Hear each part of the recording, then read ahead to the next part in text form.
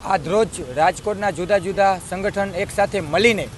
અમે થોડા સમય પહેલાં જે કાશ્મીરમાં જે પહેલગામમાં જે નિર્દોષ હિન્દુની જે હત્યા થઈ, જે આતંકવાદી દ્વારા જે કરવામાં આવ્યું જે ખરાબ કામ, તો એવા લોકોને પણ અમે ભારત સરકારને વિનંતી કરી રહ્યા છીએ કે આતંકવાદીઓ જેટલા છે તેનો ખાત્મો કરી રહ્યો, આખું હિન્દુસ્તાન તમારી સાથે છે। આજ રોજ અમે સંગઠન દ્વારા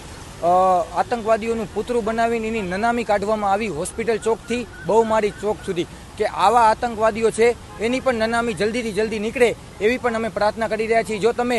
એક નિર્દોષ હિન્દુ જો ફરવા જતો હોય અને એને તમે ધર્મ પૂછો છો, તો તમારે જો ધર્મ પૂછવો હોય તો ઇન્ડિયન આર્મીને તમે ધર્મ પૂછો,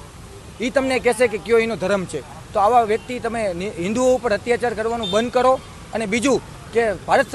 સરકારશ્રીને પણ અમે વિનંતી કરી રહ્યા છીએ કે તમામ વ્યક્તિઓ જે હિન્દુસ્તાનનું ખરાબ વિચારે એ લોકોને પણ ખાત્મો કરી નાખો, અને આતંકવાદીઓ તમામ હોય એને પછી સાજેશ હોય, એના આકા હોય, તમામ હોય આતંકવાદી, એ બધાનો ખાત્મો થઈ જાય એવી અમે રજૂઆતને અહીંયા પુતળા દહન ને બધું અમે કાર્યક્રમ કરવામાં આવેલો હતો।